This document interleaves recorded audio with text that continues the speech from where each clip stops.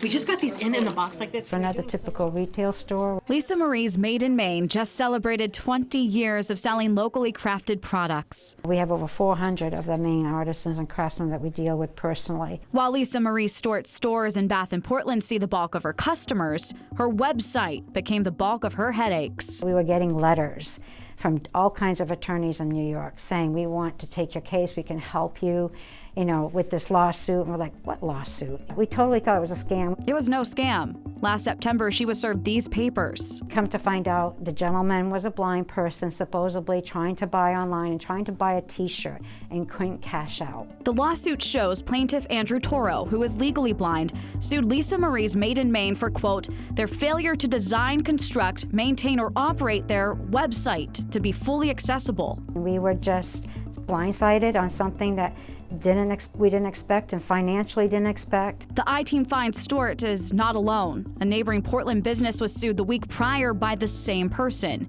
In fact, there are more than 100 federal lawsuits filed in the New York Southern District Court under that name.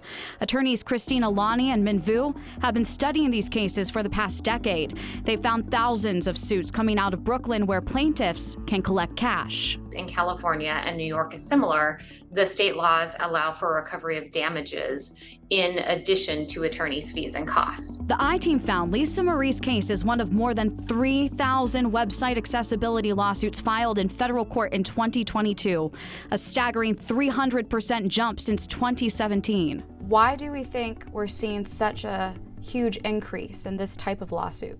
There are more attorneys interested in bringing these lawsuits, and they work with people who call themselves testers. So they are going out there visiting businesses, visiting websites, and filing lawsuits because they're basically testing the business. They're not necessarily interested in patronizing the business. The I-Team reached out to the lawyer representing Andrew Toro in all of these cases. Hello, Mark. Hello. He declined our request for an interview. Here in Maine, attorney Glenn Israel has represented several small businesses hit with ADA website suits. Are you winning these cases? No. Litigating in the federal court in New York is very expensive, as you can imagine. Most of these businesses don't have the resources to do that. As a result, Maine businesses are settling. Lisa Marie's paid out $9,000. Another case we found settled for $23,000. So what can businesses do to avoid a lawsuit? The I-Team finds the answer is not clear. The Department of Justice does not have a regulation setting out detailed standards for businesses to follow. What are the big red flags that are being set off on these websites that are not ADA compliant? Well, you really can't tell by looking at them. It's all in the metadata that's behind the website that is used by the screen readers to change the website into speech. Under the current law, businesses are not given a chance to first fix the problem before being taken to court.